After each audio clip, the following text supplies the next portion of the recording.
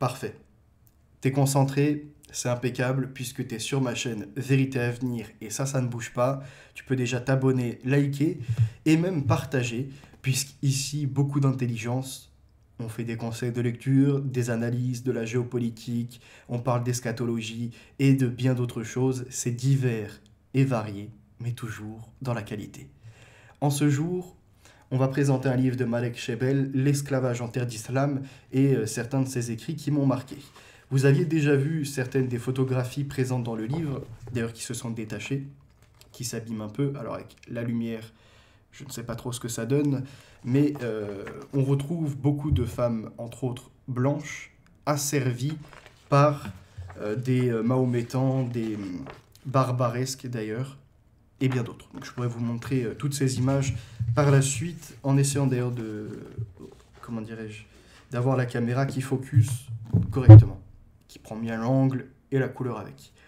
Alors récemment, vous avez observé plusieurs contenus, des émissions bien travaillées, entre autres la troisième partie de Nesta Webster, que je vous invite à aller voir, c'est-à-dire le complot contre la civilisation, de la Révolution française. Eh bien, derrière, on retrouve des ordres babouvistes, on retrouve des illuminés de Bavière, de la franc-maçonnerie, et d'autres encore qui s'inspirent des déclarations de Robespierre pour l'égalité, la déclaration des droits, l'universalité des choses. Eh bien, ça, c'est dans les présentations de Nesta Webster, déjà 3 émissions.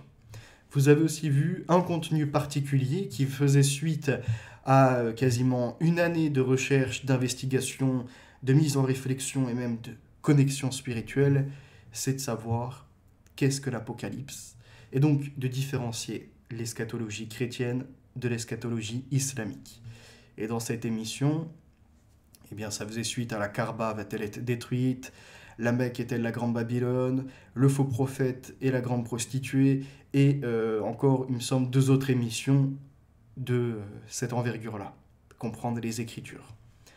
Eh bien, nous avons commencé l'émission avec la différence du catholicisme et du protestantisme, Martin Luther qui émerge et qui dit, voilà, selon les prophéties, le Vatican est assis sur cette colline, et la réponse de l'Église, et voici que Martin Luther est le faux prophète et compagnie, des attaques internes alors que l'adversaire est ailleurs. Voyez-vous, un troisième acteur qu'il n'arrive pas à voir alors que pourtant il est prend puissance et s'étend sur la planète.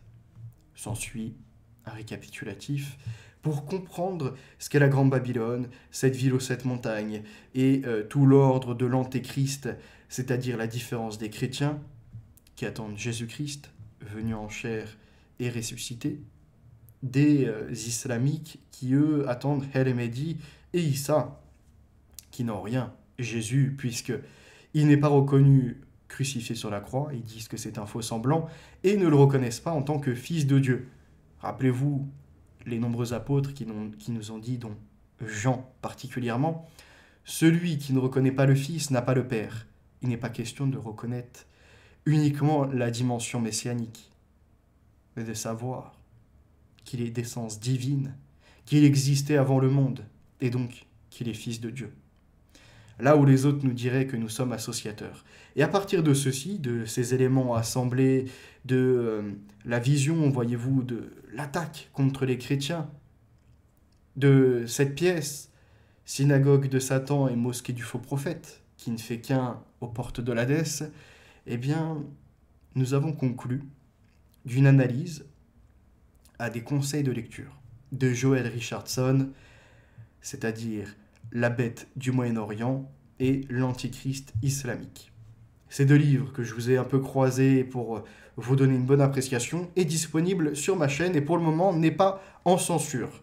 Et enfin, récemment, on est parti sur un peu de philosophie, sur le côté de se guider dans la vie par les vertus, le beau, alors, le respect, la fidélité et bien d'autres encore qui ont été énumérés dans la morale.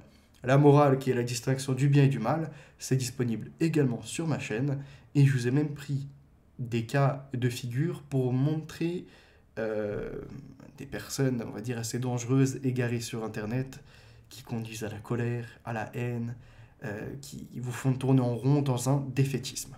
Ou d'autres encore isolés de la société, qui veulent vous faire votre pédigré sans vous connaître et en viennent à faire du faux et usage de faux. D'accord? Ça, c'est sur la chaîne.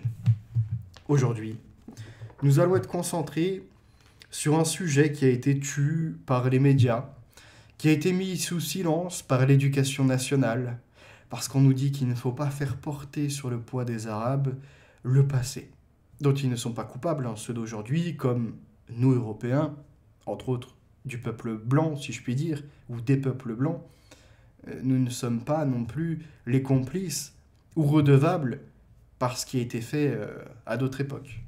Nous ne sommes pas meurtriers, nous ne sommes pas en association de malfaiteurs et compagnie. Mais en revanche, l'éducation à l'école, l'éducation par les médias et tout le côté de la bien-pensance gauchiste, socialiste, a voulu nous faire porter un fardeau en laissant entendre que nous sommes toujours des fascistes, que nous sommes xénophobes et que nous avons quelque part dans le sang, voyez-vous, dans notre génétique et dans notre héritage, eh bien, une mise en esclavage des autres, un rabaissement des autres, et que nous devons donc faire amende honorable. Alors aujourd'hui, je propose de mettre en lumière un sujet qui emmerde d'ailleurs beaucoup, surtout des nouveaux arrivants, hein, les occupants, on pourrait même voir ça comme des colons de territoire, quand ils veulent s'accaparer nos terres, quand ils veulent coloniser le ventre des femmes et compagnie. Eh bien, nous avons eu des revendications, entre autres, d'arabo-musulmans arrivés en France, qui disent « Regardez ce que vous avez fait au Maghreb, regardez l'Algérie, entre autres, depuis 1830, il y a eu colonie, il y a eu massacre. » Et ils oublient ce que les barbaresques venaient faire en Europe. Enlever des femmes blanches, des fillettes, des enfants, oui, pour les mettre dans des harems, pour également les revendre sur des marchés. Eh bien, c'est le sujet du jour. Alors, restez connectés, parce que maintenant, quand on voudra vous reprocher une traite passée dont vous n'êtes pas coupable, vous les renverrez eux-mêmes à leurs propres crimes. Eux qui castraient d'ailleurs des hommes pour en faire des eunuques. Eux qui enlevaient des petites filles pour les revendre aux Saoudiens, très friands de, voyez-vous, une certaine virginité, pureté. Et on l'a vu dans un autre livre, hein, le principe de population de Malthus relevait que les Saoudiens achetaient déjà à une certaine époque des petites filles de 11 ans. Et vous doutez bien, au vu de ce qui se passe dans cette région du monde, où on a écho de porte-à-potis, de pires dépravations possibles, de Saoudiens très riches qui font, ou encore d'Émiratis très très riches également, qui comme ça prennent des femmes et pour quelques billets leur disent d'aller coucher avec des animaux, ce genre de choses. Ah, vous savez comment ils sont. Vous savez très bien, ces bédouins, leur comportement, ils ne sont pas du tout, voyez-vous, des modèles remarquables, honorables. Eh bien, on va se pencher maintenant, quand on vous accusera, vous leur direz, et vous, la traite arabo-musulmane, vous nous êtes redevables envers les Occidentaux, les slaves qui ont été enlevés, etc. Quand vous entendrez des sémites autres, comme les juifs, par exemple, pareil, avoir des revendications, ressortez-leur participation au crime. Important. Et quand les Noirs vous en disent tout autant, eh bien renvoyez-les à la traite intra-africaine, entre autres le livre de Ndiaye. Alors, il y a un avant-propos dans ce livre, 20 juin 2005, la question de l'esclavage que j'ai croisé en travaillant sur Éphèbe et courtisane, l'épître d'Al-Jahiz 776-869 me hante à nouveau. Al-Jahiz est un prosateur arabe de génie, déjà au temps des Abbassides, qui régnèrent en maître à Bagdad dès le 8e siècle. Al-Jahiz a observé, meurtri, le phénomène de l'esclavage et du mépris réservé aux Noirs, sans doute parce que ses propres origines bantoues le prédisposaient à cette révolte froide et silencieuse. D'ailleurs, révolte restée sans lendemain, au moins dans le domaine littéraire. Donc après, ça continue. Mais nous, on va aller à la page numéro 8. Au fond, que l'homme dont il est question se trouve en terre d'islam importe peu. La liberté se conjugue à tous les temps. Toute parcelle d'humanité digne d'être sauvée de l'ignominie, de l'hypocrisie, du déni, renforce nécessairement, presque mécaniquement, comme dans un puzzle, la dignité de l'homme, où qu'il vive. Il faut beaucoup arroser cette petite fleur pour la voir s'épanouir et produire de nouvelles beautés qui partout feront des petites. La liberté ne laisse indemne ni l'oppresseur, ni le despote, encore moins l'esclavagiste. Un an passe. Le dossier, donc, sur cet esclavage par les arabo-musulmans, s'étoffe et passe par des mues successives, car tel est le miracle de la création. Elle se nourrit d'elle-même, se décante et s'enrichit tour à tour par mutation interne. Il faut dire que jamais sujet aussi tragique ne fut accompagné de mises en garde aussi fréquentes, d'alertes en tout genre, des travaux scientifiques et des reportages alarmistes. Des centaines d'ouvrages ont été rédigés sur le sujet, mais, dans l'esprit du plus grand nombre, l'esclavage reste l'affaire des mauvais blancs, que rongent aujourd'hui les remords et leur culpabilité. Et il y a d'ailleurs des micro-trottoirs qui ont été faits récemment où des gens bien patriotes commencent à se réveiller et interrogent les descendants des nouveaux arrivants. Et leur disent, est-ce que pour vous c'est quoi l'esclavage? C'est les blancs, c'est la traite occidentale, c'est le commerce triangulaire. Et on leur dit, mais vous savez qu'il y a eu de la traite par les arabo-musulmans, que même en France, les barbaresques ont débarqué, qu'il y a eu également des juifs qui participent. Hein? Ah non, je sais pas. Vous êtes sûr que c'est pas un mensonge? Et alors après, on les renvoie, ou les locuteurs, intervieweurs, les renvoient également à faire des recherches. Et là, la vision change totalement.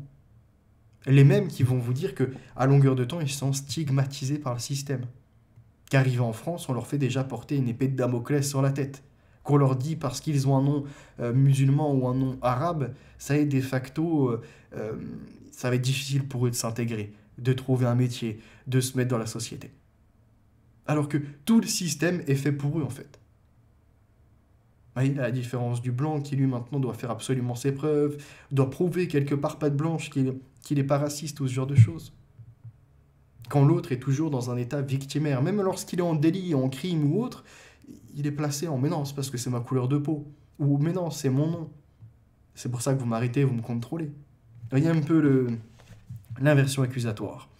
Il est aussi question de négriers patibulaires et de planteurs de canne à sucre forcément racistes, forcément américains et forcément du Mississippi. Ce livre corrige cette contre-vérité en portant sur ces postulats un regard nouveau. En fait, l'esclavage est la pratique la mieux partagée de la planète. C'est un fait humain universel. Et quand vous rappelez aux Noirs qu'ils ont fait ça, aux Arabo-musulmans, et que vous leur dites même qu'à la Mecque, ce sont les Occidentaux qui ont fait cesser cette traite-là, ils vont vous dire, allez, ça y est, c'est bon, en fait, on ne redemande plus rien. Lorsque vous en parlez pareil aux Noirs, d'un coup, ouais, non, mais nous, on est le peuple qui avons le plus souffert. Une compétition.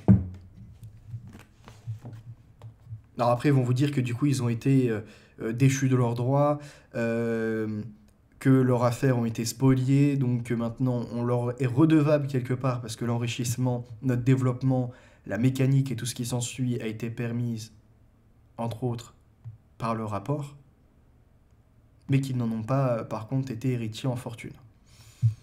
Ça reste à traiter différemment, mais pourquoi, dans ces cas-là, ils ne demandent jamais réparation aux arabo-musulmans, les Noirs? Hein?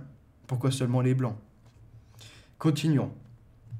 Et même les Arabes, même les Persans, même les Indiens, peuple pourtant si raffiné, ont pratiqué l'esclavage. Ils ont vendu des esclaves, acheté des concubines, castré de jeunes enfants dans le but explicite d'en faire des gardiens de leur harem, privés de leurs organes et exempts de tout désir.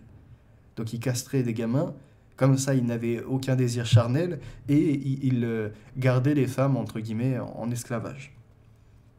Donc telle est la vérité, tel est le premier objectif de cet ouvrage, essayer de dire toute la vérité de l'esclavage sans se soucier des effets que certaines révélations pourront produire. Je me sens, là, une sorte de mission particulière à remplir. L'indignation étant chez moi plus forte que l'oubli ou le sens du compromis. Alors après, on va à la page numéro 11, et là j'y ai mis OK. L'islam couvre-t-il les esclavagistes? Les encourage-t-il? Qui s'en soucie dès lors que le tabou recouvre mauvaise pensée et fausse conscience? L'islam donne-t-il sa bénédiction et la mise en servitude du mécréant? Légitime-t-il celle du païen, celle du juif ou celle du chrétien en les nommant les dhimmis? Là n'est pas la question, ripostent les gardiens de la tradition. En vérité, il n'y a pour l'heure ni prise de conscience, ni mesure exacte du phénomène.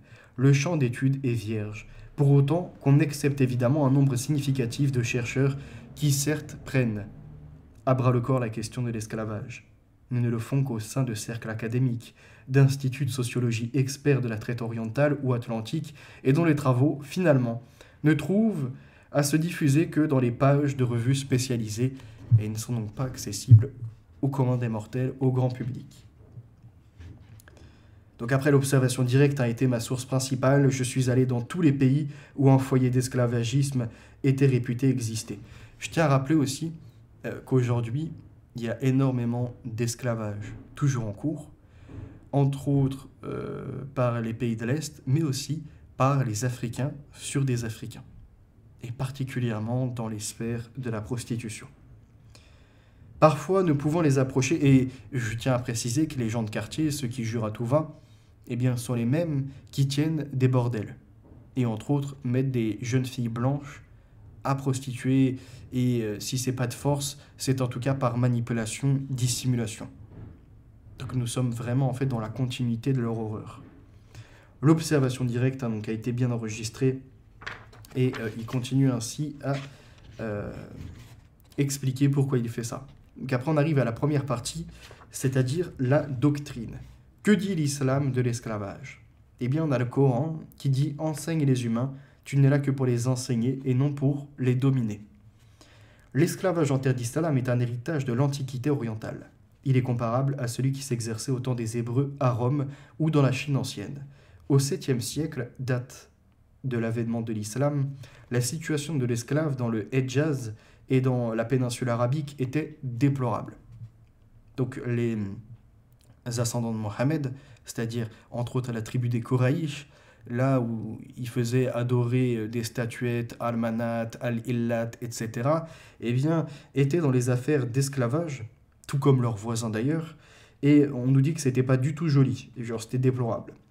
Le Coran a voulu y mettre fin en promulguant une politique d'affranchissement concrètement suivie par Abu Bakr, mort en 634, deuxième calife, qui consacra sa fortune personnelle au rachat et à l'affranchissement d'esclaves. Mais elle fut en partie contrecarrée par Omar, deuxième calife de l'islam. Alors, je pense qu'il y a un problème. Si l'autre était deuxième calife de l'islam, je vois mal comment Omar pourrait être le deuxième.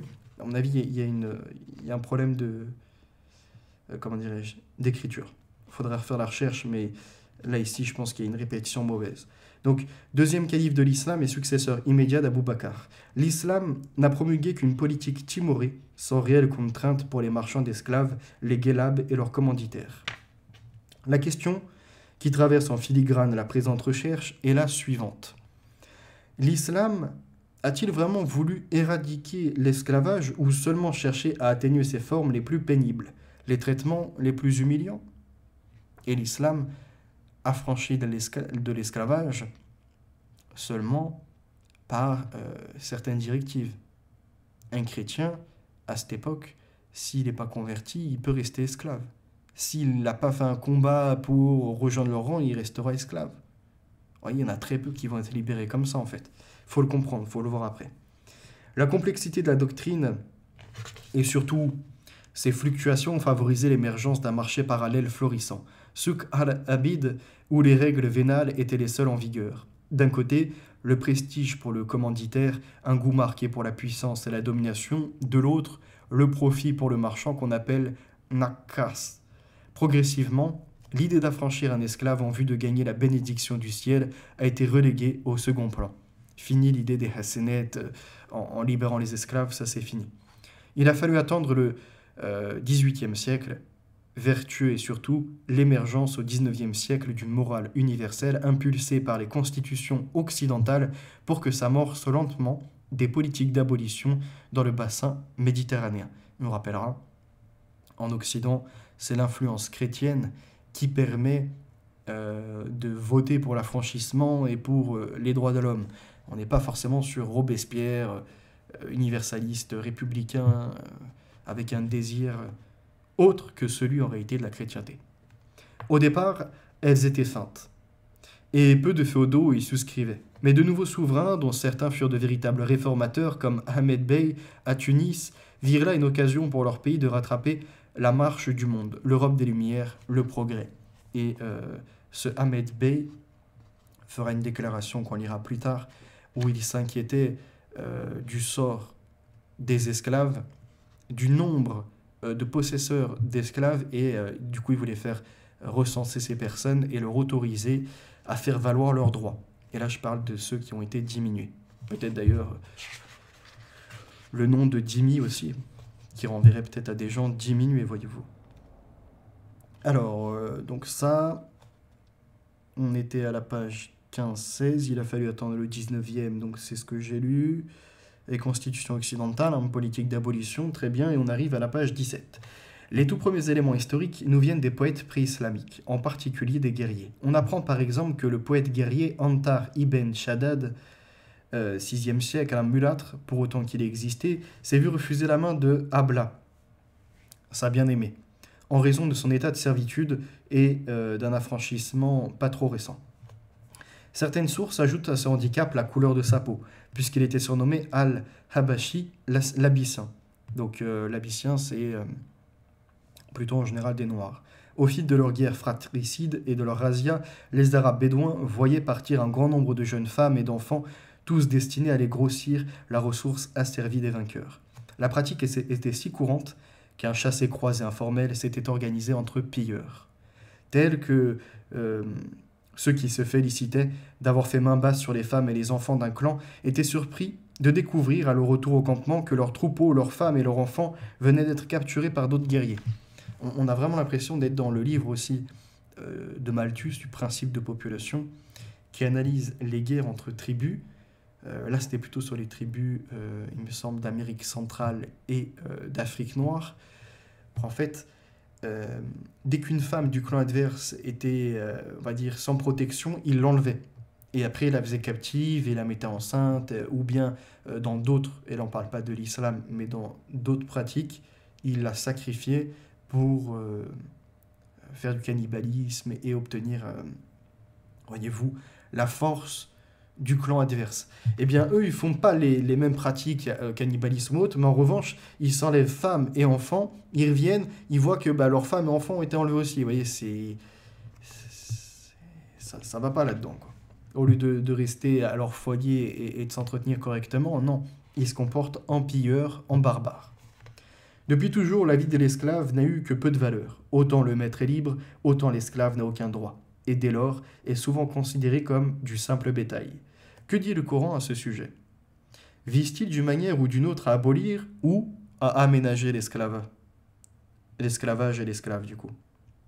Qu'en est-il du domestique, de la servante, ou encore de la concubine? Toutes ces questions prennent du relief à partir du moment où le milieu natif de l'islam, le Hedjaz, au cœur de l'Arabie, était encore d'une certaine façon fortement esclavagiste. Le Coran évoque la question de l'esclavage raqiq dans 25 versets distincts répartis sur 15 sourates. La tonalité d'ensemble penche nettement en faveur de l'esclave. Donc il faut le libérer. Il est vrai qu'à l'époque, le passif était déjà lourd. L'avènement d'une religion comme l'islam, entièrement centrée sur Dieu, ne pouvait rester indifférent à la déplorable condition des esclaves. La morale coranique, tout au moins sa compréhension, milite en effet pour la défense des plus démunis. Dans cet esprit, quelqu'un demanda au prophète ce qu'il devait faire pour mériter les ciels. Et le Mohammed répondit sans hésiter, je cite, « Délivrez vos frères des chaînes de l'esclavage. » Fin de citation. Mais qu'entend-il par vos frères? Vous voyez? Est-ce que c'est vos frères qui pratiquent la religion? Et donc, auquel cas, pourquoi tu as servi quelqu'un qui pratique la même religion que toi?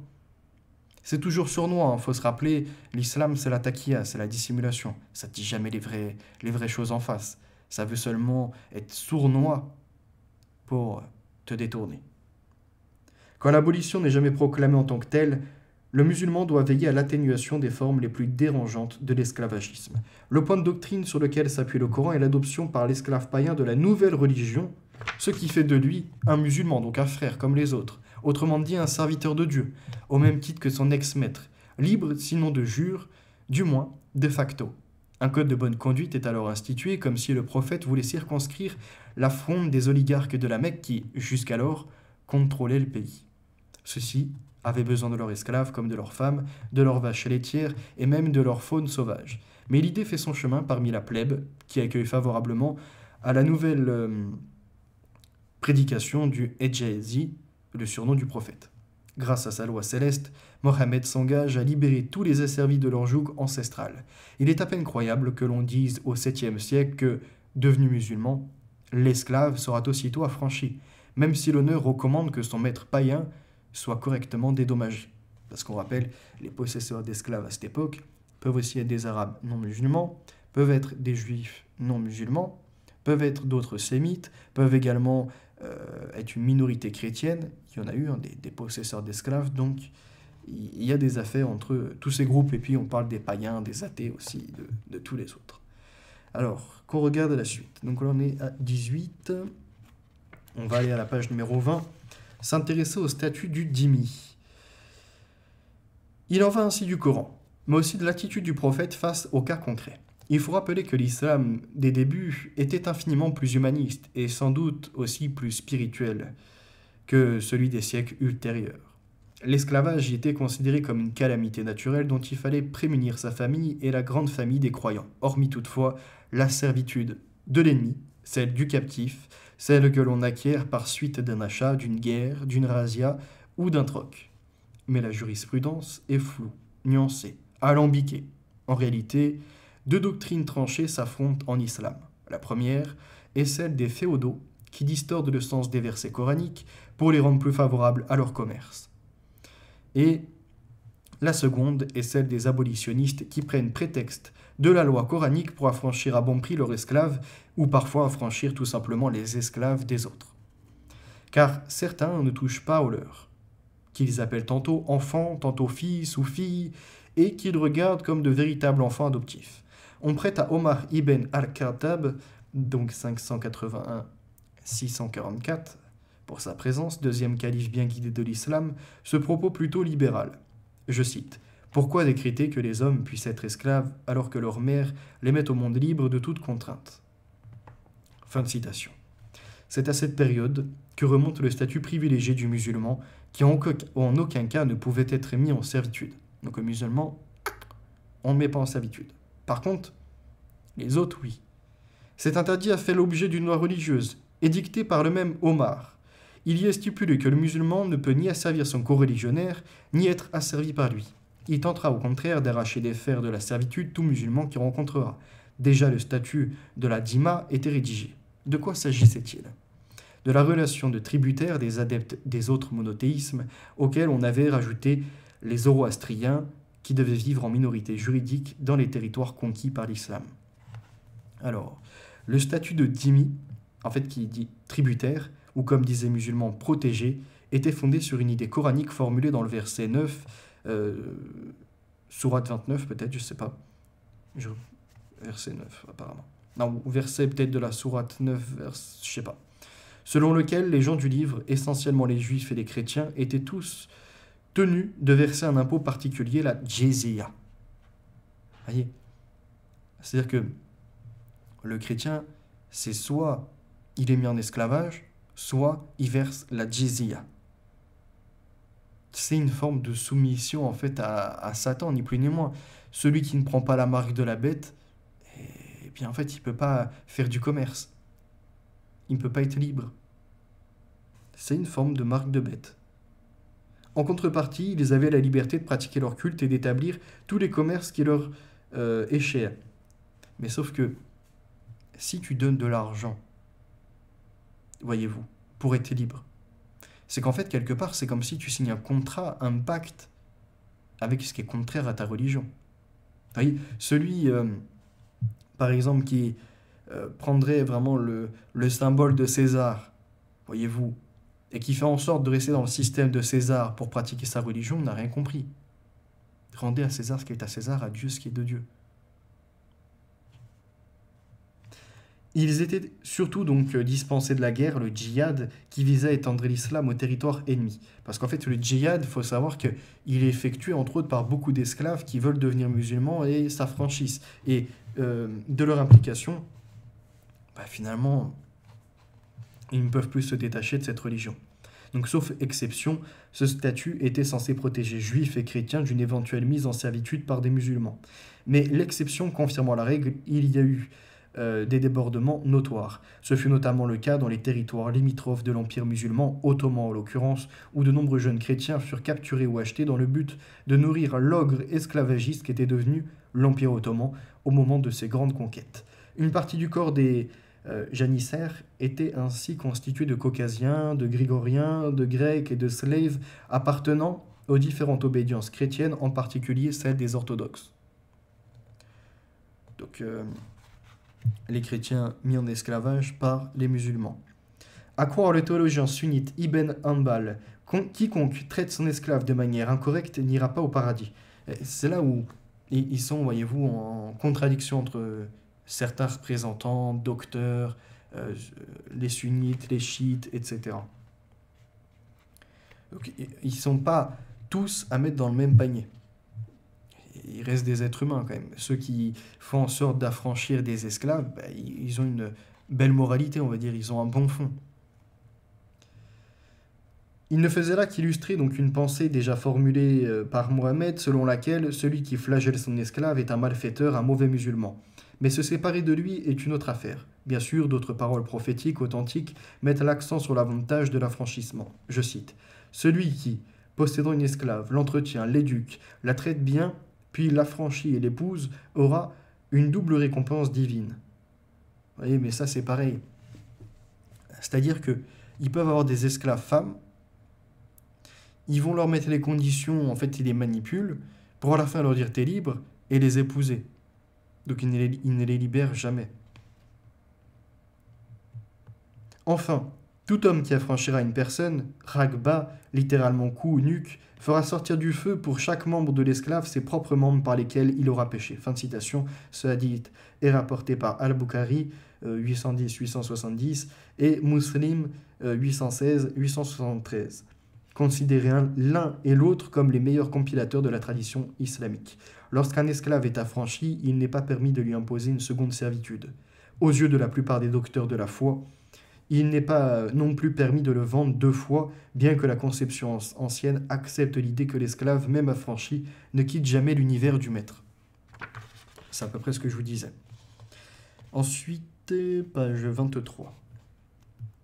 Au temps des Abbassides, donc 9e, 10e siècle, les captifs de guerre de toute nationalité, de toute religion, perses, circassiennes, grecques, égyptiennes, grégoriennes, géorgiennes plutôt même, albanaises, turques, abyssiniennes, etc., apprenaient les vers des plus grands poètes pour en faire des chansons.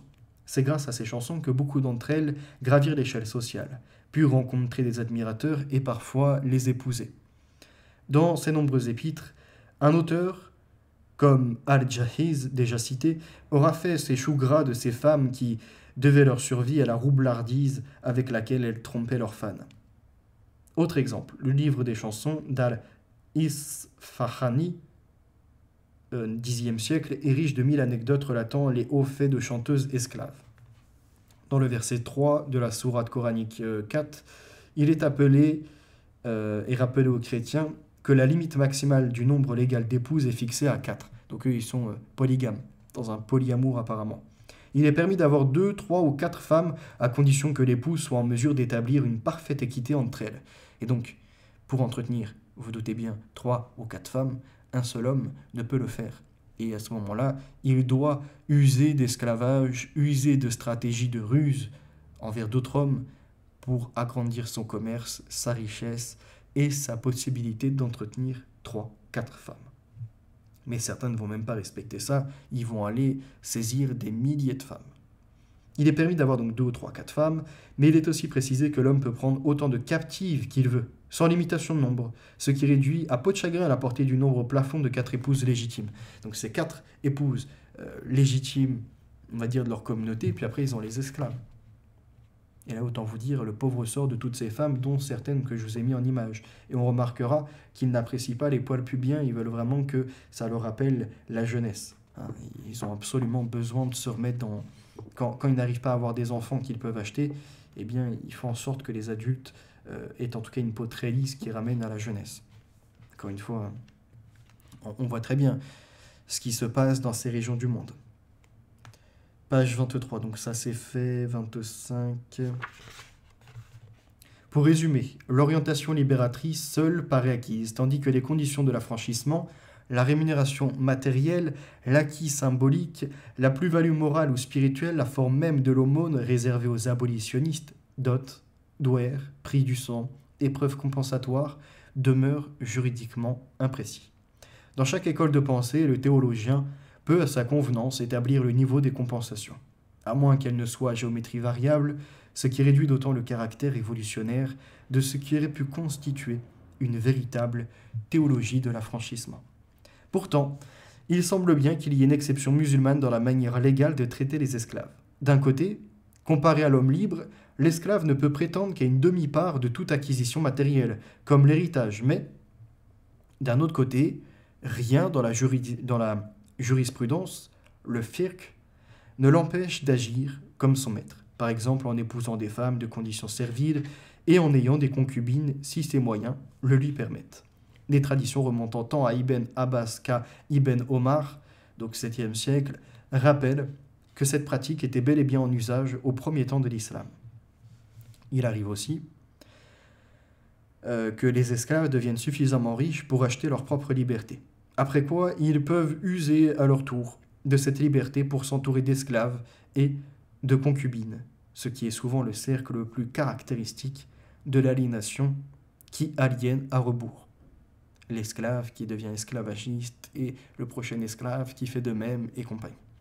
Plusieurs propos du prophète montrent que la position des dignitaires musulmans qui lui étaient contemporains n'était pas tranchée au point d'entraîner des changements déterminants. L'imam Nawawi rapporte ainsi plusieurs propos du prophète dans les hadiths qui vont dans ce sens. Il les attribue à Muslim, Aboul Hussein, 817-875, grand compilateur des hadiths, et Nishapurien, comme lui qui à son tour les tient de transmetteurs plus anciens. Alors je cite, tout esclave marron qui se dérobe à son maître ne sera plus sous notre protection. Ou selon une autre version, tout esclave qui désobéit à son maître, sa prière ne sera pas acceptée. Dans le jardin des gens vertueux. Alors, on va aller continuer de lire, mais je me rafraîchis un peu le gosier. Et à présent, on se rend à la page numéro 28. 28, 29. Alors, là, celui qui m'intéresse, c'est... Ok, c'est celui-ci.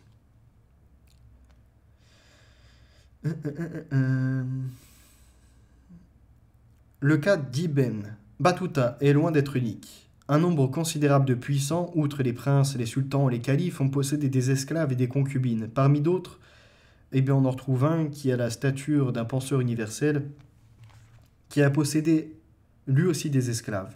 Ibn Khaldoum, 1323-1406. En a-t-il vraiment possédé ou bien a-t-il seulement observé le phénomène? Toujours est-il qu'il ne l'a jamais dénoncé. Mieux, dans un extrait de sa Muqaddima, il explique les diverses manières de choisir son domestique. Né à Basra en 1058, le juriste Aboul Hassan al-Mawardi a donné, dans ses statuts gouvernementaux, des indications précises pour celui qui souhaite comprendre le statut juridique de l'esclave en terre d'islam. Si l'esclave est privé du droit de gouverner ou de conduire la prière, il peut exceptionnellement rédiger ou délivrer des fatwas, avis juridiques, qui ont parfois force de loi, à condition qu'il ait la science requise. Selon ce libéral, je le cite, c'est dans Fatawi, page 132, l'état de servitude n'empêche pas de donner des consultations juridiques. Fin de citation. Surtout à un échelon inférieur. L'esclave peut donc embrasser la fonction de juge ou d'imam, mais aucune investiture ne lui sera accordée, et ses édits seront limités à un cadre inférieur. Selon plusieurs écoles doctrinales, une part minime de l'aumône légale, zakat, doit être versée aux affranchis afin qu'ils puissent réussir leur affranchissement ou à le consolider. C'est l'opinion de l'un des plus grands imams de l'islam, Abu Hanifa, 696-767, quant à l'imam Malek ibn Anas, 716-795, autre référence en matière de droit, il recommande de racheter des esclaves pour leur rendre leur liberté. L'esclave demeure cependant l'annexe, mola, de son maître, son client, y compris si celui-ci est un soldat de rang. Seul Abu Hanifa préconise de rétribuer directement l'esclave de la servitude à laquelle il est astreint au titre du service public qui lui est demandé. En cette matière, la doctrine est très compliquée ou du moins ambiguë. Ainsi, Shafi'i, donc 767-820, autre théologien malikite, emprunte une autre voie, celle du calife Omar ibn al-Khattab, qui n'attribue de solde militaire qu'au maître. D'ailleurs, son ouvrage principal, la Risala, sorte d'épître juridique fondée sur le dialogue avec les disciples, assimile l'esclave à une bête de somme que l'on vendrait au marché. Il rappelle qu'un acheteur trompé sur la marchandise doit pouvoir recouvrer sa dépense auprès du vendeur s'il découvre après coup que l'esclave qu'il vient d'acquérir comporte un vice rédhibitoire. Il peut donc renvoyer son nouvel esclave tout en gardant l'usufruit qu'il aurait engrangé entre le moment de l'achat et le moment de la restitution. Cette attitude se fonde sur un hadith du prophète selon lequel, je cite, « L'acheteur peut restituer l'esclave avec son défaut rédhibitoire, mais il garde les revenus qu'il en a tirés, en vertu du principe que les profits suivent les risques. » Donc d'un côté, ça dit il faut affranchir l'esclave, mais de l'autre, ça donne des critères, on va dire, pour faire commerce de l'esclave. Lorsque l'esclave est reconnu coupable du délit de fornication, il est puni de 50 coups de fouet, c'est-à-dire moitié moins que le châtiment préconisé pour l'homme libre, car l'esclave, aux yeux du droit musulman, est jugé irresponsable. Son statut est, par certains côtés, comparable à celui des enfants. Même chose pour le faux témoignage, il est puni de 80 coups de fouet si son auteur est un homme ou une femme libre, mais le châtiment est ramené à la moitié si l'accusé est un esclave. Alors, ça sera intéressant qu'il y en ait un qui arrive à lire cette page 30 de Malek Shebel, qui se dit musulman et qui invente de l'homosexualité ou d'autres propos sur des gens, des situations qui relèvent que d'un imaginaire malade. Le châtiment dans sa religion, c'est chaud, hein. 80 coups de fouet. Ça va, je t'affranchis, je te donne le pardon. Allons à la page, donc on était 37, donc là on arrive au deuxième chapitre, des mots pour le dire. La terminologie utilisée dans le cadre de l'esclavage en terre d'islam est d'une richesse qui tranche avec l'attitude de fausse pudeur qui entoure la reconnaissance de ce que l'esclave est un être dépouillé de volonté personnelle, de sa liberté et de sa dignité. Du mot abd, esclave, et ubdiya, esclavage, dérivent les vocables voisins tahabud, servilité, abid, ser, mais aussi celui qui a prononcé des vœux religieux, et mibada, littéralement le lieu où l'on vénère le Seigneur, celui de la soumission à Dieu. Donc après ça continue dans les explications. On en arrive au chapitre 3, où l'on parle de 14 siècles et demi d'esclavage. L'histoire de la mise en servitude, hier et aujourd'hui, dans les terres d'islam, nécessite une plongée dans les temps obscurs. Il nous faut interroger pour cela les moments de crise et de doute que traverse l'islam, qu'elle traversa au long des siècles, mais aussi remonter le fil du temps jusqu'à la période antérieure à l'islam.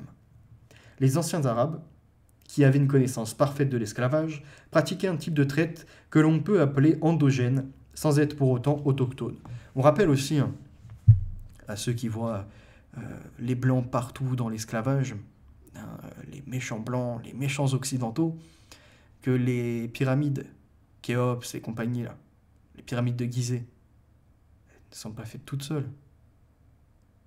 On sait très bien qu'il y avait des pharaons, et autres d'ailleurs, qui avaient leurs esclaves. Et ça, il y a plus de 2000 ans. On sait également que les Juifs étaient esclaves, puisque on en a des traces, entre autres, dans l'Ancien Testament. Que cette Torah, d'ailleurs, est même reconnue aussi par les musulmans. Donc,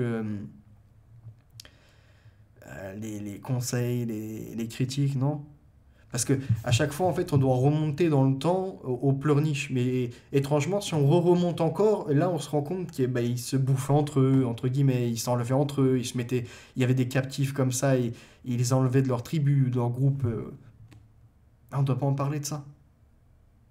Vous voyez, c'est jusqu'où on remonte et ça correspond à leur nouveau narratif, comme quoi les Blancs étaient des colons, ont été méchants avec eux, les ont exploités, ont fait de l'esclavage. Et je peux comme ça énumérer tout un tas de propos et de déclamations contre nous, parce qu'ils y mettent du rythme.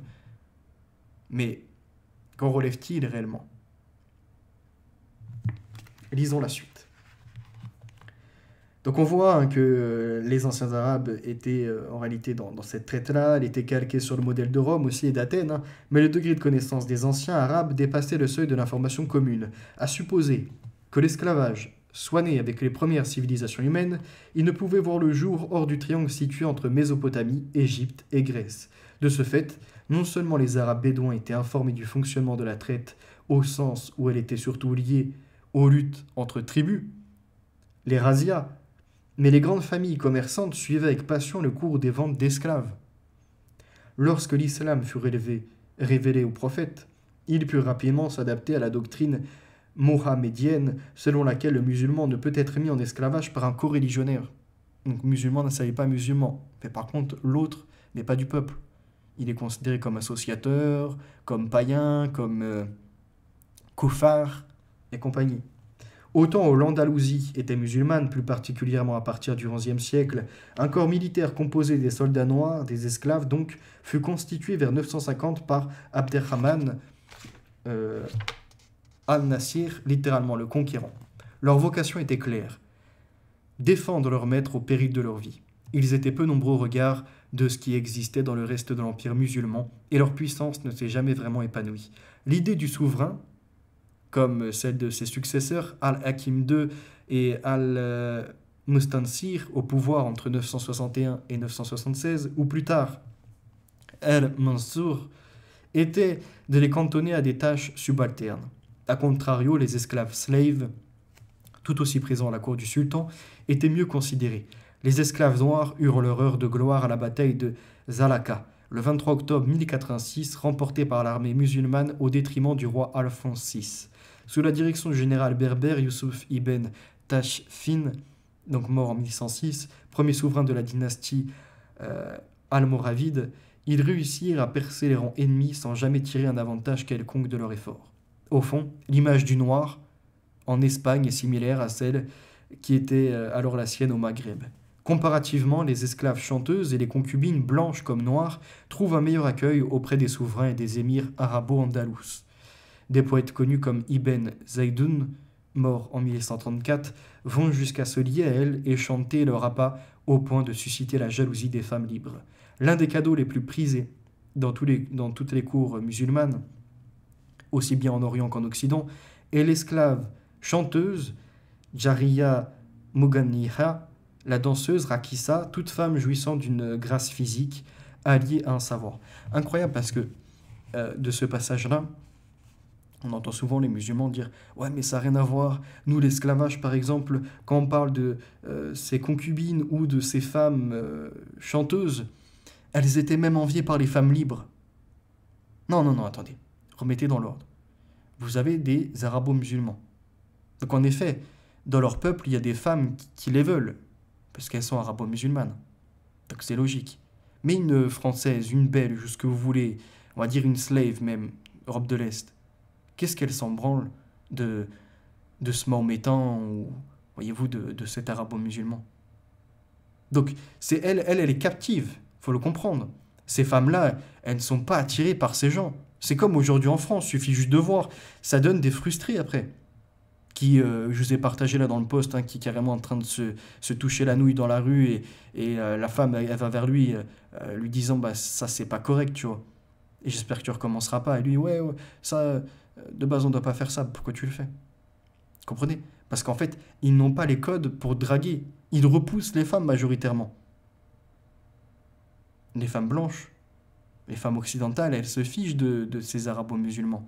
Mais eux, dans leur concept, voyez-vous, ils sont désirés. Alors qu'en fait, quand ils se rendent sur nos territoires, ils sont repoussants. Manque d'hygiène, ou manque de civilité, ou manque encore de bonne approche, manque d'intelligence, manque de connaissances. Bref, ils ont tellement de différences avec notre peuple qu'ils font mieux de rester entre eux, voyez-vous. Donc là, c'est exactement pareil. Quand il est dit qu'il y a des femmes qui pouvaient les envier, c'est juste parce qu'elles voyaient la situation de l'extérieur, qu'elles étaient couvertes de certaines richesses ou dans des j'allais dire habitations, bâtiments assez luxueux. Mais quand elles subissent véritablement le comportement de ces hommes en question qui vont les forcer au sexe, parce que la femme ne peut se sortir de la situation, voyez-vous. Elle doit être soumise à l'homme. Quand elles doivent chanter de force, ce genre de choses, voyez-vous. C'est horrible. Le disert, donc Youssouf ibn Tashfin, dont j'ai parlé plus haut, que l'on suppose croyant au point d'être ascétique et tenant fermement à sa foi, n'hésitait pas à faire don de femmes aux sultans andalous avec lesquels il souhaitait faire alliance.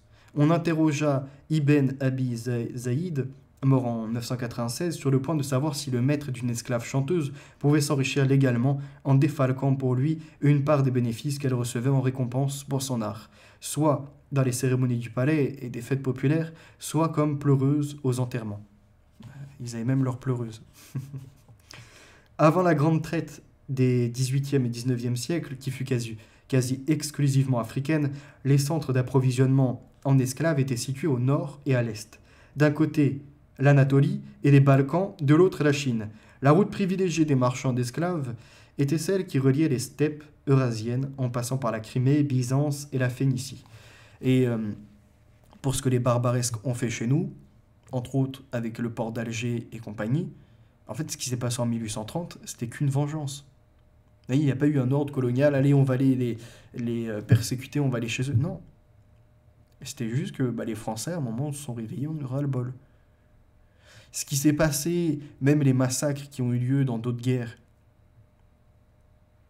et vous, c'est triste. Mais l'histoire, elle se répète toujours. Et là, ce qui se passe actuellement, là, ceux qui cherchent, qui créent le ghetto et compagnie, ils sont pas prêts à ce qui arrive. Parce que beaucoup de gens, du jour au lendemain, vont mettre un uniforme. L'ordre, rien que l'ordre. Celui qui ne se soumet pas, chut. Et ça, c'est beau. Parce que quand l'histoire elle se répète, on le sait, c'est toujours comme ça. Donc soyez juste prêts. Le jour où on vous dira mettre un uniforme, faites le nécessaire. La vengeance sera belle. On n'est pas dans la loi du talion, on ne sera pas œil pour œil, dent pour dent. On ne sera pas à compter, il y a eu, je sais pas, 10 000 victimes françaises, on veut 10 000 victimes de cette origine-là. Non. Il y aura juste un retour à l'ordre, et ça, c'est magnifique. Comme on en a fait par le passé, eh bien, on les chassera. Comme Charles Martel et d'autres se sont battus depuis Poitiers, eh bien, on refera de même. Lisons la suite. Plus tard, ces mêmes routes seraient empruntées par les marchands arabes pour asseoir et faire fructifier leurs négoces. Je cite. Ce commerce, écrit M. Reynaud, prit surtout de l'extension après que la Syrie, l'Égypte, l'Afrique et l'Espagne furent tombées au pouvoir des Sarrasins. L'on sait que, de tout temps, l'esclavage a subsisté chez les Arabes et que, parmi le peuple, les travaux les plus pénibles, particulièrement les travaux mécaniques et ceux de l'agriculture, sont mis à la charge d'hommes privés de leur liberté. À la vérité, d'ailleurs, vous remarquerez, je vais lire la suite, il n'y a aucun Arabe en France dans l'agriculture. Aucun Arabe. Et c'est les premiers à se plaindre avec les Noirs également, et aucun Noir quasiment aussi, qu'ils ont les métiers les plus pénibles. Lisons la suite. À la vérité, d'après la législation musulmane, l'esclavage ne laisse après lui aucune marque d'infériorité. Et l'esclave, qui fait preuve de capacité ou que la fortune favorise, parvint aux mêmes emplois que l'homme libre. L'usage de vendre aux Sarrasins des captifs et des enfants de l'un et de l'autre sexe se propagea de très bonne heure. Invasion des Sarrasins en France. Donc ils vendaient des femmes et des enfants. Les marchands allaient acheter les esclaves germains et slaves sur les côtes d'Allemagne, à l'embouchure du Rhin, de l'Elbe et du Danube. Grâce à Ahmed ibn Fadlan, auteur d'une relation de voyage, Risala, chez les Bulgares de la Volga, on connaît l'intérêt que Moqtadir, Xe siècle, calife abbasside de l'époque, portait à cette région semi-désertique qui était alors habitée par des Khazars, des Bulgares, des Géorgiens et des Turco-Mongols, bref, des peuples regroupés chez les Arabes sous la domination de Sakaliba. Je vous renverrai aussi au travail que j'ai fait en vous lisant Mon combat, Mein Kampf d'Adolf Hitler, et où je vous disais qu'aujourd'hui on pouvait faire un comparatif avec une autre communauté, sémite ou non, et je vous laisserai après vous faire votre propre avis. Eh bien, prochainement, il y a un autre épisode qui arrivera, 4e émission pour conclure sur le premier livre de Mein Kampf, et puis après on ira aux autres livres. D'accord ? Je n'appelle pas une quelconque adhération au national-socialisme, ce genre de choses. Non, moi je suis contre ça. Dans ma perception, il y a du national, le socialisme n'est pas là. Donc on peut me reprocher d'être, voyez-vous, de ces courants-là. Et je sais très bien que les nazis étaient les adversaires des Français et de la chrétienté. J'en ai déjà parlé. Hitler voulait réformer l'Église, voulait la combattre, donc il n'est pas du tout un allié. Ses écrits ne sont pas du tout honorables. Mais la situation, quand il analysait, entre autres, la présence partout dans les mauvaises affaires, à l'époque, de ce qu'il nommait les Juifs, ou la synagogue de Satan, je pense qu'aujourd'hui, dans les trafics de femmes, de stupes, d'armes, dans le désordre global, dans les détournements de fonds de notre État, dans, comment dirais-je, les crimes, dans l'insécurité et bien d'autres choses encore, une communauté particulièrement a fait sa place. Méritera-t-elle un châtiment? Je ne sais pas. Je ne suis pas Dieu sur terre. Où on trouvait aussi donc sur les bords de la mer Adriatique, ainsi que l'a noté Constantin Profi-Rogenet de Administration Imperi dans Panduri Imperium Oriental. Et sur les côtes de la mer Noire, où jusqu'à la fin du XIXe siècle, les peuples de la Circassie, de la Géorgie, passaient pour échanger leur progéniture contre une certaine somme d'argent. Un marché spécial existait d'ailleurs pour eux à Constantinople. On se demande ce qu'ils faisaient des enfants. On sait très bien en soi, mais ça, c'est un autre sujet. Vous voyez, si on commence à l'aborder, il y en a qui vont manger leur chapeau. Le deuxième bassin est maghrébin. En effet, la campagne d'islamisation du Maghreb au 7e et 8e siècle fut rude et sans concession pour les perdants. Aussi, dès les premières victoires musulmanes, assista-t-on à une traite ponctuelle de montagnards enrôlés dans les armées musulmanes. Certains acquirent un statut de captifs de guerre, d'autres furent envoyés vers les centres de tri et de revente situés dans les pays centraux de l'islam arabe, Égypte, Syrie, Irak, Arabie. Voilà que en fait, le Maghreb a été colonisé par les arabo-musulmans et pas dans la paix. 41. Est-ce que 40 nous intéresse aussi? Mais le plus grand bassin de production d'esclaves fut alors sans aucun doute l'Afrique orientale.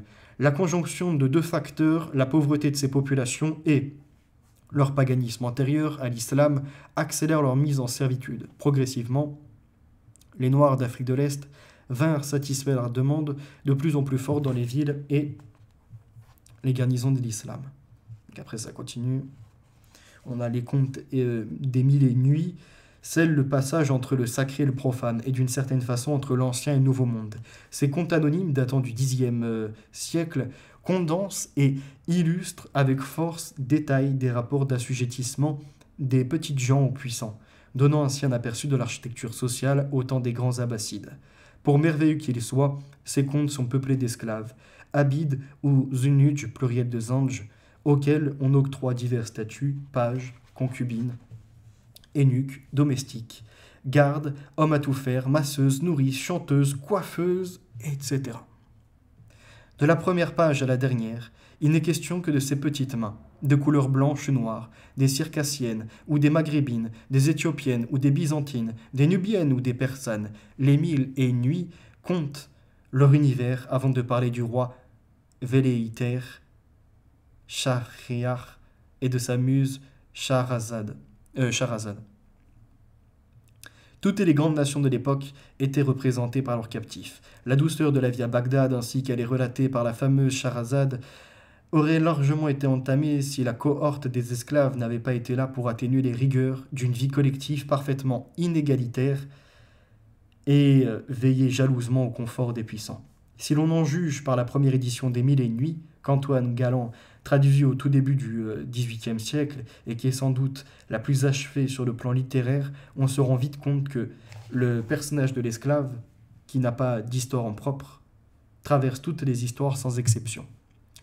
Les brefs échantillons que voici, extraits d'une autre traduction, celle de J.C.H.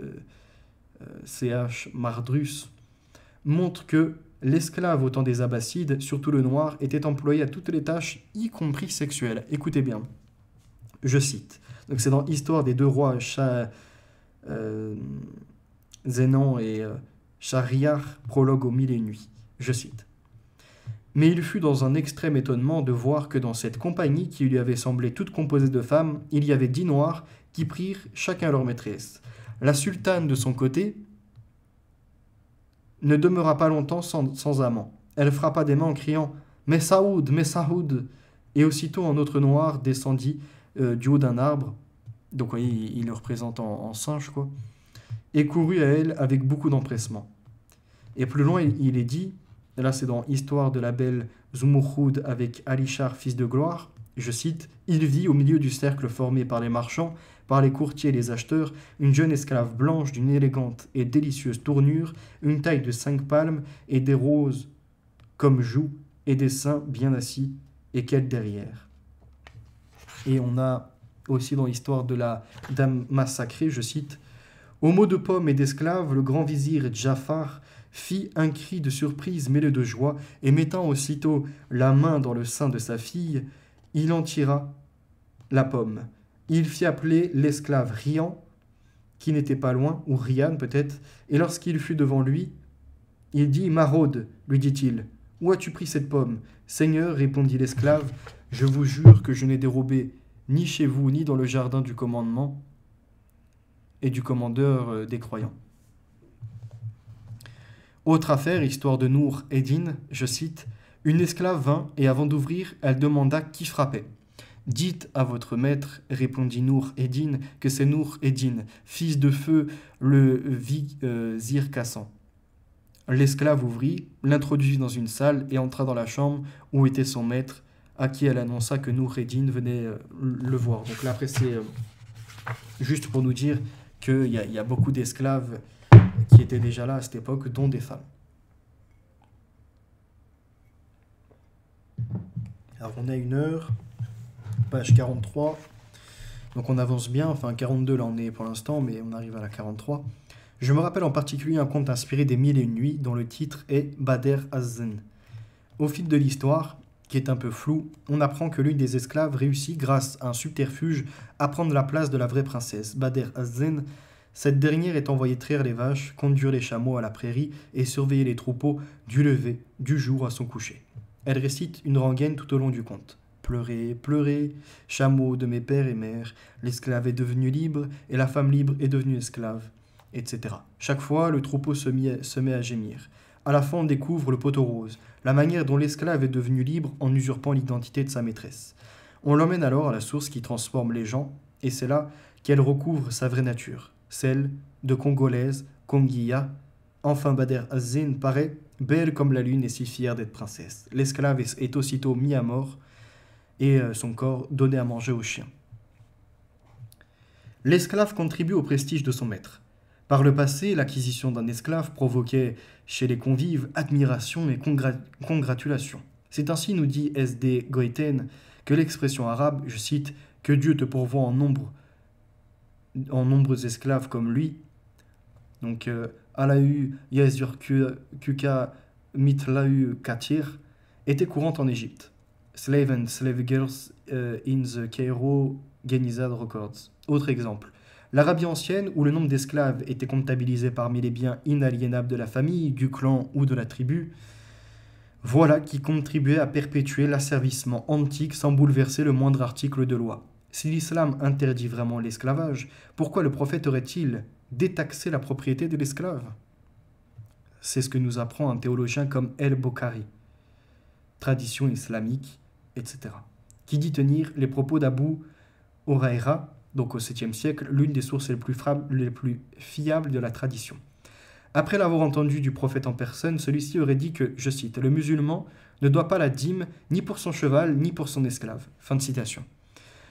Aussi, les grands seigneurs n'hésitaient-ils pas à garnir leur palais d'esclaves au même titre que de tapis somptueux ou de marbre les plus chers. Comme ça leur permet d'augmenter et de ne pas déclarer forcément. La rareté de l'esclave fait son prix. Pour se fournir en cargaison fraîche, il fallait parfois endurer les pires souffrances, liées à l'éloignement et à l'attente du troc ou de l'achat. Donc on a Jean Léon l'Africain, vers 1483-1550, qui raconte comment, dans un pays du Sahel, les marchands d'esclaves attendaient des semaines, parfois des mois, voire des années avant d'être livrés par les roitelets tributaires auxquels ils avaient passé commande. Je cite. Donc ça c'est dans la description de l'Afrique, tome 2, page 480. Quand il revenait de son expédition, il ramenait parfois assez d'esclaves pour payer les marchands, mais d'autres fois, ces derniers étaient obligés d'attendre l'année suivante parce que le roi n'avait pas capturé assez d'esclaves pour les payer. Fin de citation. L'arabe est-il esclavagiste par défaut, de nature? Non. Mais l'être humain en général l'est sûrement, quand les conditions en tout cas s'y prêtent. Si la question vient être posée en termes d'organisation de la famille, dont le modèle initial est celui de la confédération, mais aussi en fonction d'un goût invétéré de la jouissance et du bien vivre qui s'impose aux Bédouins, on peut alors répondre que là on est dans l'affirmative, tout comme on l'aurait fait pour Rome ou la Grèce. Je rappelle ici combien les auteurs grecs et latins, mais aussi les pères de l'Église, ont souvent mis l'accent sur l'ordre instauré au sein d'une famille ou d'une société plutôt que sur la liberté individuelle de chacun au sein de cet ordre, en particulier la liberté de l'esclave. Hormis Sénèque, Euripide et Épictète, plutôt compréhensifs à l'égard de la situation des esclaves, Épictète à lui-même était esclave à Rome, un grand nombre des philosophes et d'hommes d'église, Platon, Aristote, Saint Paul, Saint Pierre, Saint Basile, Saint Augustin, Saint Thomas d'Aquin, etc., ont eu sur l'esclavage une opinion qui ne tranchait guère sur celle de leur époque. Une étude extrêmement fouillée montrerait sans doute certaines évolutions dans l'espace et dans le temps, y compris chez chacun d'eux. Mais l'attitude globale et indifférenciée veut ou voulait que l'esclave soit un partenaire de l'ordre naturel, au point qu'Aristote en arrive à dire de cet état de fait, je cite, qu'il est aussi utile qu'il est juste, politique, premier chapitre 2 certainement. Noir et blanc. Alors on va aller à la page 50. Donc là on passe à un chapitre, donc noir et blanc, il est en islam un clivage choquant que nul n'ose dénoncer, de peur sans doute de soulever le couvercle qui couvre le puits, celui de la couleur de peau des esclaves. Où on voit que les noirs sont moins bien traités que les blancs. Bon, c'est intéressant, mais je passe ceci. Esclave pur, esclave impur. L'islam admet l'existence de deux types d'esclaves qui l'opposent frontalement. Par souci de clarté, je les appelle esclaves purs et impurs. Le Coran le dit d'ailleurs avec une évidence désarmante, je cite, « Une esclave croyante vaut mieux qu'une femme libre qui n'est pas croyante, quand bien même elle vous plaît. De même, ne mariez pas vos filles à des incroyants tant qu'ils n'ont pas cru, car l'esclave croyant est mieux que l'incroyant, même s'il vous séduit. » Fin de citation. Le type de l'esclave pur, par excellence, que j'appelle aussi esclave solaire, est Bilal al-Habashi, littéralement l'Abyssinien, mort en 641, le tout premier. Affranchi par Abou Bakr, mort en 634, beau-père de Mohammed et futur premier calife, Bilal servit le prophète tant qu'il était à la Mecque, mais à partir de l'Hégire, l'émigration du prophète à Yatrib, l'actuelle Médine, son statut changea du tout au tout. En effet, par la volonté de Mohammed, qui cherchait à faire un exemple, Bilal devint le premier muezzin de l'islam, donc celui qui, du haut d'un tertre ou d'un minaret, appelle les croyants à la prière. Il scandait leur temps, était devenu à son corps défendant. On dit qu'il avait une voix de stentor. La méditation, excusez-moi, c'est plutôt une médiation vocale entre le sacré et le profane, entre le ciel et la terre. La réalité est celle-là. L'esclave affranchi Bilal al-Habashi était devenu celui qui appelle les croyants à s'agenouiller devant Allah. Donc des esclaves affranchis.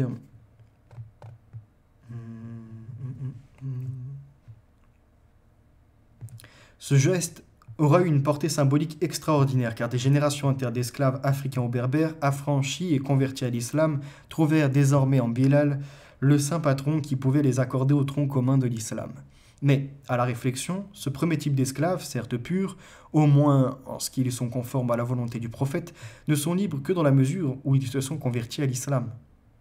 Je cite, « L'affranchissement recommandé par la religion est fréquemment pratiqué, l'est surtout en faveur des convertis. » Note Adi Roger Idriss, dans le livre La Berbérie orientale sous les Irides, volume 2, page 576.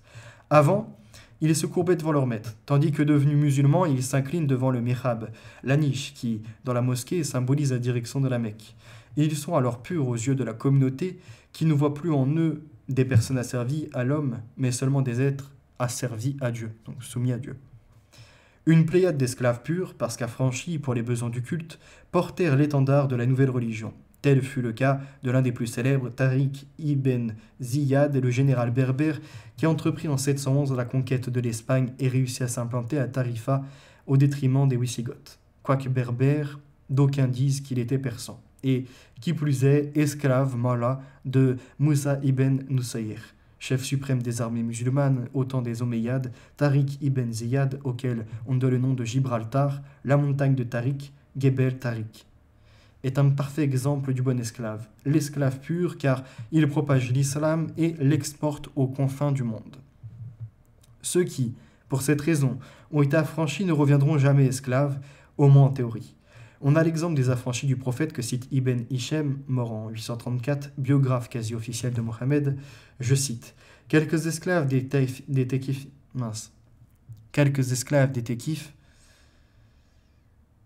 sortirent de la ville assiégée, se réfugièrent auprès du prophète et se convertirent à l'islam. Le prophète les affranchit.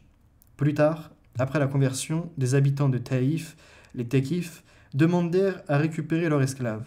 Mais le prophète le leur refusa. Ce sont, répondit-il, les affranchis de Dieu. Donc ça c'est dans Ibn Hisham, la biographie du prophète, page 358. Durant les 14 siècles d'existence de l'islam, un grand nombre d'esclaves purent sortir de l'anonymat et donnèrent à l'islam une part de sa noblesse et de son éclat. Les sultans esclaves de Delhi, les Mamelouks d'Égypte, les janissaires de la Turquie ottomane, un grand nombre de théologiens, de prosateurs, de musiciens et de soldats font partie intégrante de cette catégorie noble d'esclaves. Bon nombre d'entre eux accédèrent même au pouvoir et créèrent des dynasties. Donc ça, ok. C'est ce que je voulais vous présenter. Les ouvriers asiatiques. Bon, on va continuer sur cette page et on fera ça 52 et on terminera ce chapitre et on se gardera le reste pour plus tard. 1h11, c'est déjà pas mal. A contrario, un esclave non converti à l'islam demeure toute sa vie un esclave impur. Est-il affranchi par son maître? Son émancipation n'a que peu de valeur. Il ne reçoit aucune dignité spirituelle qui pourrait le sortir de son univers de l'erreur, d'un paganisme aussitôt qualifié par l'islam de déviance temporaire. C'est le cas des esclaves achetés en Afrique ou des butins de guerre, qui n'ont pas franchi le pas de la conversion et qui serviront de chair à canon sur tous les fronts de la guerre entre guillemets sainte, le djihad. La catégorie nombreuse des esclaves impurs est aujourd'hui celle des ouvriers asiatiques. Ils sont des millions à travailler en terre d'islam dans les champs, les carrières, les hôtels et les bâtiments. Ils sont, ces Asiatiques, exploités comme des esclaves et même plus, comme si la compensation financière que le contremaître leur distribue toutes les semaines ou tous les mois justifiait tous les abus. Pour autant, il faut cumuler 3 critères fondateurs pour faire partie de cette catégorie d'esclaves. Une origine sociale plutôt modeste, une couleur de peau sombre, une religion sans Dieu. Bon, les Asiatiques, normalement, ils ne sont pas forcément de couleur sombre. Lorsqu'il meurt, l'esclave, qui demeure dans l'esprit de ses congénères comme un musulman de seconde classe, reçoit un traitement funéraire distinct. Selon Ghazali, une prière spéciale est dédiée à l'esclave comme un serviteur kadim, afin qu'il soit béni du ciel, mais cette prière est plus courte, expédiée en minutes, tandis que l'endroit où il est inhumé demeure indéfini. On demande enfin à l'acquéreur et non pas à l'imam de prononcer l'oraison funèbre. Celle-ci est édifiante, je cite « Mon Dieu, je te demande son propre bien ainsi que le bien pour lequel il a été fait. Préserve-moi de son mal et du mal pour lequel il a été fait. » Dans les prières, page 96. Enfin, l'esclave n'est pas astreint au pèlerinage musulman. Comment expliquer cette opposition entre esclave pur et esclave impur? D'ailleurs valable aussi bien chez les sunnites que chez les chiites, si l'on en juge par l'avis, la fatwa du calife Al-Muriz li-Din Allah au XIe siècle, lequel accorda en effet par principe le statut juridique d'homme libre à tout esclave qui se convertirait au chiisme. Il me semble qu'elle dérive directement de la dualité croyant-incroyant induite par le Coran et mise en œuvre par les imams et les théologiens. Ça calque parfaitement, ce calque n'affleure pas directement la conscience.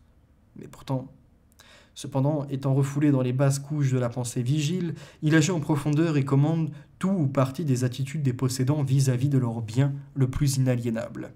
Dans ce cadre très précis, la croyance, aux yeux du clergé moral musulman, est la clé de tous les affranchissements au point qu'un musulman devenu athée est perçu comme un animal ou une pierre sèche.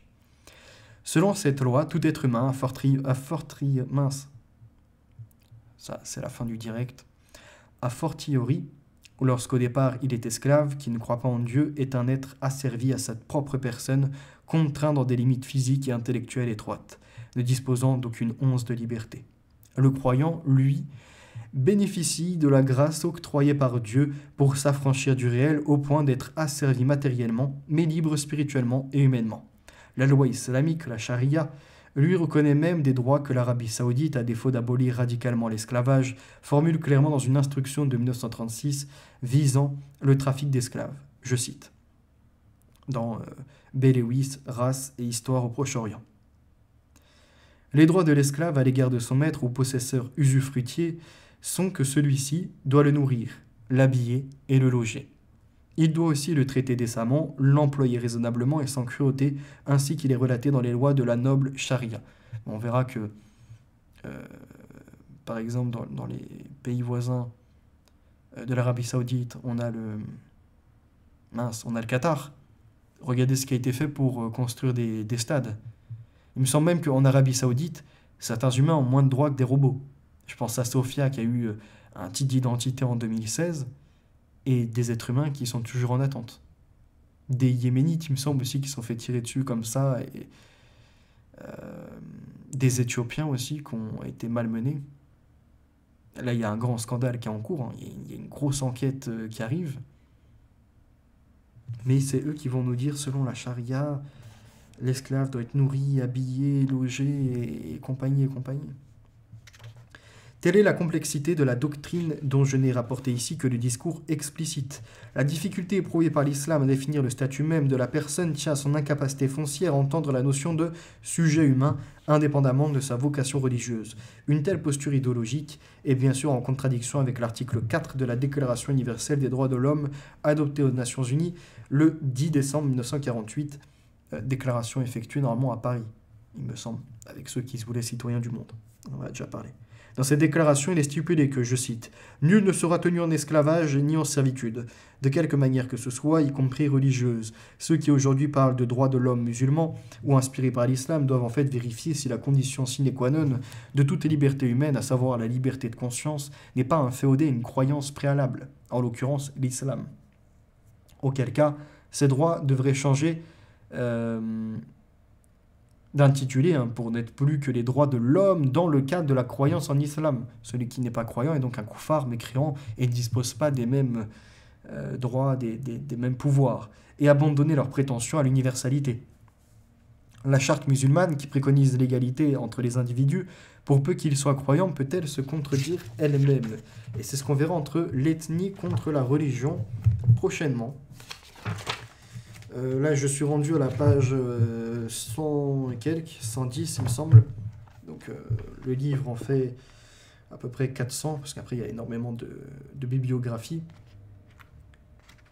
Mais, et quelques cartes d'ailleurs qui seront disponibles aussi, on s'intéressera à ça, aux mouvements qui ont été effectués.